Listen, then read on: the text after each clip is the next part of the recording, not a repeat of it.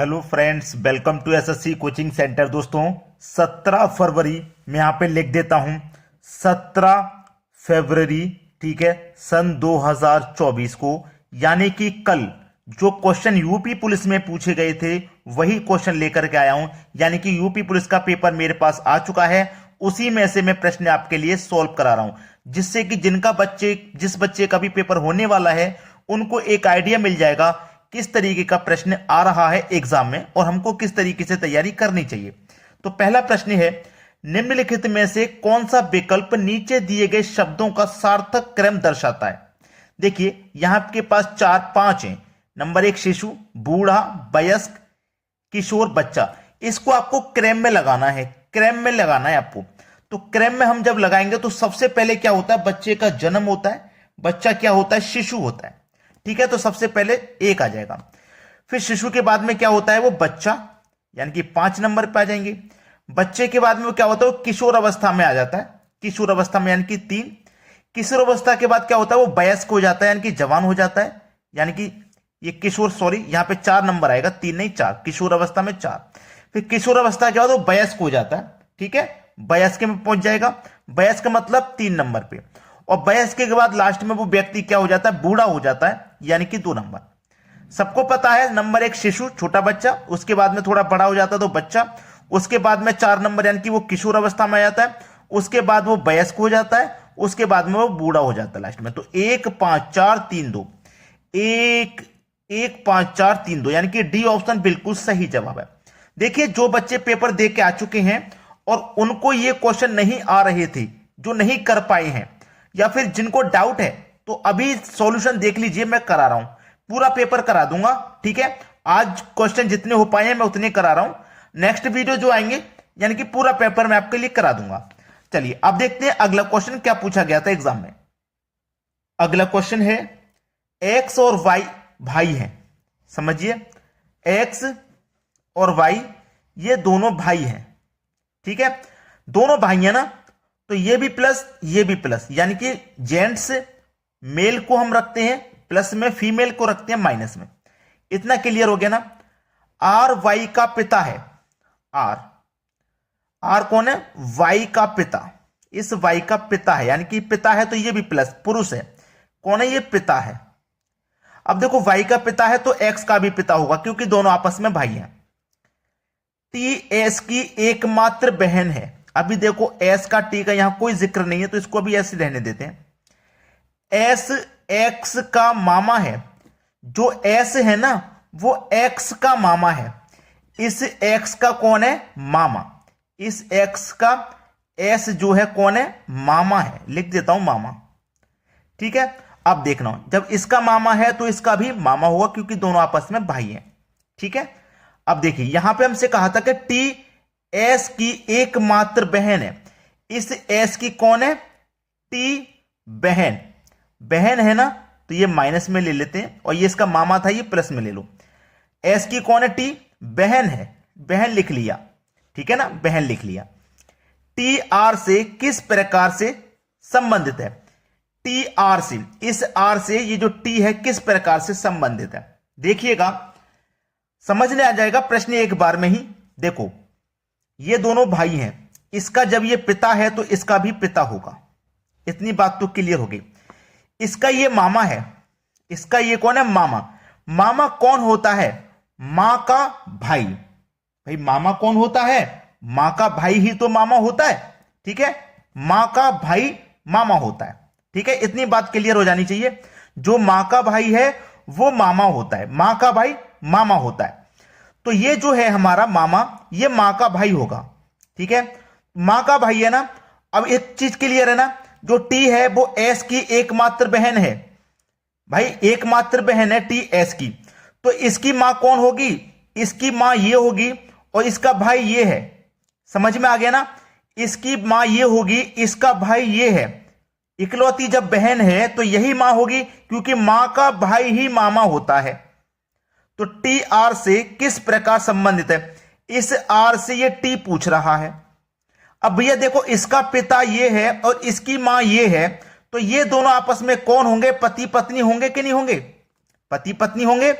तो T R से किस प्रकार से संबंधित है, यानी कि टी आर से किस प्रकार से संबंधित है, टी आर की कौन लगेगी, पत्नी लगेगी भाई। पहला ऑप्शन सही। जब सवाल खत्म, आसानी से कर पाओगे कि नहीं। चलिए अब देखते हैं अगला सवाल। अगला सवाल है, एक मित्र समूह में 8 सदस्य हैं जो एक दूसरे को कार्ड भेजकर दीपावली के दिन शुभकामनाएं देते हैं। इस समूह द्वारा इस प्रयोजन के लिए कितने ग्रीटिंग कार्डों का उपयोग किया जाएगा। दोस्तों ये मैंने सॉल्यूशन कर दिया और वीडियो को प्ले करना भूल गया था, और जब मुझे बाद में याद आया वीडियो तो प्ले हुआ नहीं है और मैंने कैलकुलेशन भी करा दी। तो चलिए मैं आपको समझा देता हूं। इसका फॉर्मूला होता है n इंटू n माइनस 1। देखो इसमें दो तरह के प्रश्न होते हैं, एक तो होता है कार्ड बांटने वाला यानी कि उपहार देने वाला, एक होता है हाथ मिलाने वाला। जैसे ये दो व्यक्ति हैं, एक व्यक्ति इसको गिफ्ट देगा, एक व्यक्ति इसको गिफ्ट देगा, तो गिफ्ट कितने हो गए, 2। अब हाथ मिलाने वाले में देखो एक व्यक्ति ये है, एक व्यक्ति ये व्यक्ति हाथ मिलाने के लिए आगे बढ़ाएगा, ये व्यक्ति आगे बढ़ाएगा, यानी कि हाथ एक बार मिलाया। दो व्यक्ति जब हाथ मिलते हैं तो एक बार हाथ मिलता है, और दो व्यक्ति जब गिफ्ट देते हैं तो 2 गिफ्ट होते हैं, यानी कि गिफ्ट वाले का आधा होता है हाथ मिलाने वाला, लेकिन ये गिफ्ट वाला है। अगर हाथ मिलाने वाला होता तो इस फॉर्मूले में 2 से डिवाइड हो जाता, यानी कि इसका आधा हो जाता, लेकिन हाथ मिलाने वाला नहीं है तो 2 से डिवाइड नहीं करेंगे। तो n की वैल्यू हमारी 8 है, 8 रख लो, इंटू n की वैल्यू 8, 8 में से -1 कर देंगे 7, तो 8 का 7 से मल्टीप्लाई हो जाएगा 56। पहला ऑप्शन सही जवाब। सभी को क्लियर हो गया ना। चलिए अब देखते हैं अगला सवाल, क्या क्वेश्चन एग्जाम में पूछा गया था उसे देख लेते हैं। अगला सवाल है, 11 परिणामों का औसत 50 है, यदि पहले 6 परिणामों का औसत 51 है और अंतिम 6 का औसत 59 है, तो छठा परिणाम ज्ञात करो। देखिए बहुत बार मैंने ये सवाल कराए हैं। टोटल परिणाम 11 हैं जिनका औसत 50 है। संख्या का मल्टीप्लाई औसत से करने पे योग पता चलेगा, 11 × 5 = 55 और 1 = 0, यानी कि योग हो गया 550। क्लियर। पहले के 6 परिणाम कितने हैं, उनका औसत कितना, 51। पहले के 6 परिणाम का औसत 51 है, तो योग कितना हो जाएगा, 6 × 6 = 6, 5 = 30। पहले के 6 परिणाम का योग हो गया 306। अंत के जो 6 परिणाम है उनका औसत है 59, तो योग कितना हो जाएगा, 6 × 54 = 4, कैरी का 5, 6 × 5 = 30, कैरी का 5 = 35। ये इनका योग हो गया अंत के 6। देखो टोटल परिणाम हमारे पास 11 थे, और ये पहले के 6 और बाद के 6 मिलकर के 12 हो गए, यानी कि एक परिणाम बढ़ गया है। कौन सा बढ़ गया, जो छठा परिणाम है उसको 2 बार काउंट कर लिया है। देखो 12 परिणाम हो गए, 6 ये 12 हो गए कि नहीं, 6 ये टोटल कितनी हो गए, 12। अब हमको क्या करना रहेगा कि 12 परिणाम में से हम 11 को माइनस कर देंगे तो एक का ही परिणाम बचेगा हमारे पास, जो कि छठा परिणाम होगा। ठीक है, तो इस 12 के योग में से 11 का माइनस कर दो, 1 का बचेगा। तो हमारे पास देखो 12 का योग कितना है, ये है, योग कर लो पहले इसका, 6 और 4 = 10 का 0, कैरी का 1, 1 का 6 का 0 और 3 और 3 6, ये हो गया। ये 12 का हो गया, इसमें से 11 का माइनस कर देंगे, यानी कि 550 को माइनस कर देंगे, 110 बचेगा। यही हमारे प्रश्न का सही जवाब है, 110। तो जो बच्चे देख रहे हैं ये क्वेश्चन छोड़ के आ चुके हैं, तो वो उनको लग रहा होगा कि हम बहुत आसान क्वेश्चन छोड़ के आ गए, और जो करके आए हैं और उनका बिल्कुल यही आंसर है, तो बहुत सही करके आए हो भाई आप। चलिए अब देखते हैं कौन सा क्वेश्चन एग्जाम में पूछा गया था, उसको देखते हैं। अगला सवाल है, अनुक्रम 14, 10, 6, 2 ऐसे हम चलते जा रहे हैं, तो पूछ रहा है 14वां पद ज्ञात कीजिए। 14वां पद क्या होगा, देखो 1, 2, 3, 4, 5, 6, 7, 8, 9, 10, 11, 12, 13, 14, यानी कि ये वाला पद 14वां पद। ठीक है, पूछ रहा है पहला पद क्या है हमारा, 14, दूसरा है 10, तीसरा है 6, चौथा है 2। हमें कुछ समझ में आ गया। देखो 14 से 10 हुआ यानी कि -4, 10 से 6 हुआ -4, 6 से 2 हो गया -4, यानी कि 4 कम होते हुए हम जा रहे हैं। ठीक है, 4 कम होते हुए जा रहे हैं। अब यहां पे 14 पद हमारा 2 है, 5वां पद क्या हो जाएगा, यानी कि 2 में से -4 करेंगे तो -2। ठीक है भाई, 2 से 0 आने पे 2 हो गया, फिर हम माइनस में 2 जाएंगे तो -2, फिर से 4 माइनस करेंगे तो -6, फिर से -4 करेंगे तो -10, और फिर से -4 करेंगे तो -16, वो -14, सॉरी 10 के बाद 14, यहां पे -18, और फिर यहां पे -22, यहां पे -26, यहां पे -30, यहां पे -34, और यहां पे माइनस का 38, तो 14वां पद पूछ रहा था, माइनस का 38 हो जाएगा पहला ऑप्शन। करके आए हो क्या? यही ऑप्शन टिक करके आए हो या कोई दूसरा करके आए हो? जो बच्चे एग्जाम दे चुके हैं और ये प्रश्न छोड़ के आए हुए हैं, समझ लो भाई गलती करके आ रहे हो। इतने आसान आसान क्वेश्चन छोड़ के आओगे तो बहुत बड़ी गलती करके आ रहे हो आप। पहले ही बोलता था मैं, प्रैक्टिस कर लो, टाइम है अभी आपके पास। चलिए अब देखते हैं क्या क्वेश्चन एग्जाम में पूछा गया था। अगला क्वेश्चन देख लेते हैं। अगला प्रश्न, एक ये प्रश्न है जो एग्जाम में आया हुआ है। सभी प्रश्न यूपी पुलिस 17 फरवरी के हैं। वह बेनारेख चुने जो दी गई वस्तुओं के बीच संबंध को सबसे अच्छी तरह से समझाता है। देखो यहां पे जो बच्चा गलती करके आया है, यानी कि जिस बच्चे ने मुझे ये पेपर भेजा है, उसने इसका आंसर करा है बी, जो कि बिल्कुल गलत है। जो कि बिल्कुल गलत है, उसने बी ऑप्शन को कर दिया जो कि बिल्कुल गलत है। ठीक है, अब देखिए इसका सही तरीका क्या है। जानवर, सब्जी, आलू, ये सब्जियां, यानी कि जितनी भी सब्जियां होंगी वो सब्जियों का आरेख बना लो। अब सब्जियों के अंदर ही आलू आता है, तो आलू कहां आएगा? सब्जी के अंदर ही तो आ जाएगा। ये तो सब्जियां हो गई। अगर आलू की जगह गोभी होता, वो भी सब्जी के अंदर आ जाता, या आलू की जगह कोई और होता है, मान लीजिए हरी मिर्चा होता, वो भी सब्जी के अंदर आया था, धनिया होता, वो भी सब्जी के अंदर आया था। यानी कि सब्जी के अंदर सारी सब्जियां आती हैं। तो ये बड़ा वाला हो गया डायग्राम सब्जी का, और सब्जी के अंदर ही आता है आलू। लेकिन ये जो जानवर है, ये तो भाई बाहर की चीज है। सब्जियों का इससे कोई रिलेशन नहीं है सब्जी का तो जानवर से, तो जानवर तो एक बाहर है। तो इस तरीके का आरेख जो है वो डी ऑप्शन में नजर आ रहा है। ये हमारे प्रश्न का बिल्कुल सही आंसर है। छोड़ के आए हो या करके आए हो, कमेंट बॉक्स में बता देना। चलिए अब देखेंगे अगला क्वेश्चन, जो क्वेश्चन एग्जाम में पूछा गया है उसको और देखते हैं क्या है। देखिए यह क्वेश्चन परीक्षा में आया है। यदि प्लस का अर्थ डिवाइड और डिवाइड का अर्थ गुना, गुना का अर्थ माइनस और माइनस का अर्थ प्लस है, तो इस समीकरण को हमें हल करना है। हो गया भाई, समझो हो गया। प्लस का अर्थ क्या है? डिवाइड, तो हम डिवाइड ले लेंगे, जहां पे प्लस होगा वहां डिवाइड। ठीक, डिवाइड का अर्थ क्या है? गुना, तो यहां डिवाइड है वहां गुना ले लेंगे। और गुना का अर्थ क्या है? देखो गुना का अर्थ क्या है? माइनस, तो जहां गुना है वहां माइनस ले लेंगे। और माइनस का अर्थ क्या है? माइनस का अर्थ प्लस है, तो जहां माइनस है वहां प्लस ले लेंगे। हो गया समीकरण सरल। 6 से कटा दो, 3 बार में जाएगा। ये सॉल्व हो गया ना, इसका मान 3 आ गया। गुने 7 है, माइनस 5 है, प्लस का 2 है। अब देखो डिवाइड के बाद मल्टीप्लाई, 3 सत्ते 21, माइनस 5 प्लस 2, 21 प्लस का 2 प्लस का 23, माइनस 5। सवाल का आंसर आ गया। 23 में से 5 घटा दो 18। सवाल खत्म। पहला ऑप्शन सही जवाब। कर पाए थे कि नहीं? चलिए अब देखते हैं क्या क्वेश्चन एग्जाम में पूछा गया था। अगला प्रश्न है, निम्न आकृति में कितने वर्ग हैं? भाई इसका अलग से वीडियो बनाया था मैंने, वर्ग ज्ञात करने का, आयत ज्ञात करने का अलग से पर्सनली वीडियो बनाया था मैंने इसका। मैंने बोला था एग्जाम में आएगा। अब देखो आकृति दे दी, बिल्कुल सिंपल आकृति दी है उसने। आपको बताना है इसमें कितने वर्ग हैं। तो वर्ग पता करने के लिए मैंने आपको सबसे अच्छा तरीका बताया था कि आप एक तरफ की संख्याओं के वर्ग कर लो। जैसे 3 इंटू 3 का ये 1 2 3, 1 2 3, यानी कि 3 इंटू 3 का सिमेट्री है। आसान है इसमें वर्ग पता करना, आसान है। ठीक है, बहुत आसान है। देखो एक तरफ की संख्याओं के वर्ग कर लोगे, मैंने ये बोला था। तो 1 का वर्ग 1, 2 का वर्ग हमारा 2 का वर्ग, देखो एक तरफ की वर्ग संख्याओं का वर्ग कर लो सभी का।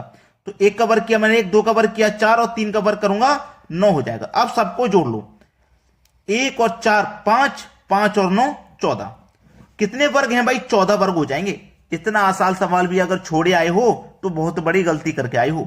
चलिए अब देखते हैं कौन सा क्वेश्चन है जो एग्जाम में आया है। अगला प्रश्न है, एक व्यक्ति घर से शुरू करता है और 10 किलोमीटर पश्चिम की ओर चलता है, फिर बाएं मुड़ता है और 60 किलोमीटर चलता है, फिर से दाएं मुड़ता है और 14 किलोमीटर चलता है, फिर से बाएं मुड़ता है और 4 किलोमीटर चलता है, और अंत में बाएं मुड़ता है और 4 किलोमीटर चलता है। वह व्यक्ति अपने घर से कितनी दूरी पर है?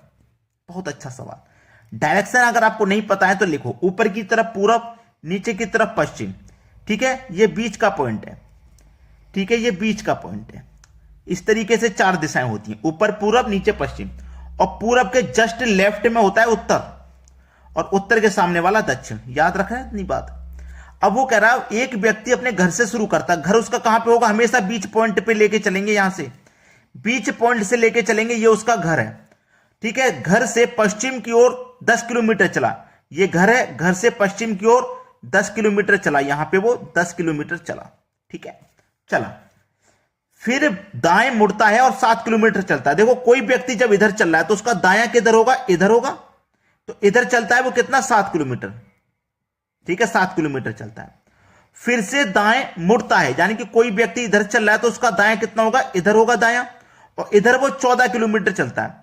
देखिए इधर कितना चलता है, वो 14 किलोमीटर, 14 किलोमीटर इधर चलता है, यानी कि यहां से लेके यहां तक तो 10 था, 4 किलोमीटर वो और चल गया इधर।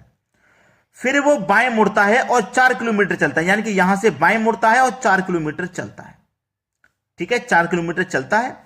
और अंत में बाएं मुड़ता है और 4 किलोमीटर, यानी कि कोई व्यक्ति इधर चल रहा है तो वो बाएं किधर मुड़ेगा, उसका लेफ्ट बाएं किधर होगा, इधर होगा।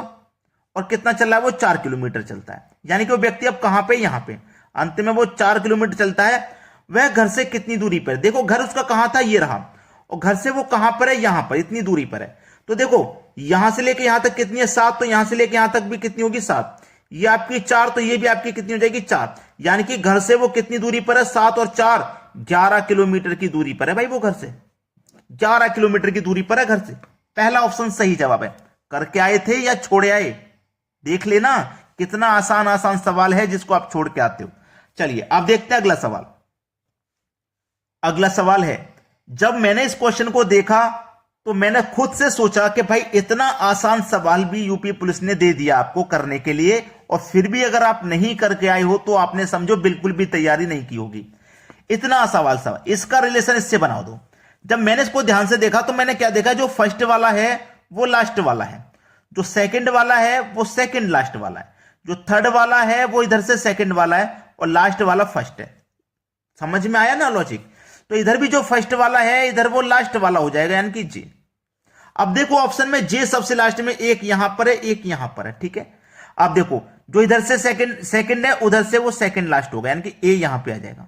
अब यहां पे 2 में जे था, यहां पे ए जे, यहां पे वी जे, सही कौन सा है, ए जे सही हो जाएगा ना, क्योंकि ए जे आ रहा लास्ट में। सवाल खत्म, इतने पे आंसर मिल जाता है हमको, ठीक है ना। चलिए अब देखते हैं अगला क्वेश्चन जो पूछा गया था एग्जाम में। देखिए ये वेन डायग्राम का क्वेश्चन है जो एग्जाम में आया है, ठीक है। कौन सा आरेख समुद्र, पृथ्वी और सूर्य के बीच संबंध को सबसे अच्छी तरह से दर्शाता है। देखो समुद्र है, पृथ्वी है, सूर्य। अब देखो सबसे पहले तो मैं पृथ्वी बना लेता हूं, क्योंकि पृथ्वी पर ही समुद्र है, पृथ्वी पर ही अमेरिका है, भारत देश है, सभी चीजें पृथ्वी पर ही है। तेल भी, कोई अगर कोई चीज जमीन से निकल रही है वो सब पृथ्वी पर ही है। तो मैंने सबसे पहले पृथ्वी बना लिया, और पृथ्वी मैंने बना लिया तो ये जो आपका समुद्र है ये कहां पर है, ये पृथ्वी के अंदर ही तो है भाई, पृथ्वी के किसी हिस्से में ही तो है। पृथ्वी बाहर सबसे बड़ी पृथ्वी है, उसके अंदर ही आ गया समुद्र। लेकिन ये सूर्य है, ये तो समुद्र और पृथ्वी से कोई रिलेशन इसका है नहीं भाई। देखो पृथ्वी के अंदर कोई चीज आ रही है टच में तो है वो पृथ्वी पर, जैसे आपका समुद्र पृथ्वी में है। लेकिन सूर्य तो पृथ्वी के चारों तरफ घूमता है, पृथ्वी के पास भी नहीं आता, ये तो पृथ्वी से दूर है। तो इस तरीके का आरेख बनेगा भाई, जो कि हमारे डी ऑप्शन में है। क्लियर हो गया ना, किसी को कोई समस्या तो नहीं। तो दोस्तों आज की वीडियो में इतना ही। जो क्वेश्चन मुझे मिले हैं वो मैंने आपको करा दिए, पूरा पेपर मेरे पास रखा हुआ है, मैं सभी क्वेश्चन आपके लिए करा दूंगा। सबसे पहले तो मुझे यह बताइए, आपने सेशन को लाइक नहीं किया क्या? अगर आपको इसी तरीके से रेगुलर जो प्रश्न आ रहे हैं एग्जाम में और आपको चाहिए तो कमेंट करके बता देना भाई।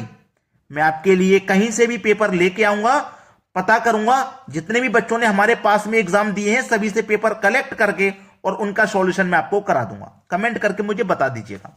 ठीक है दोस्तों, धन्यवाद।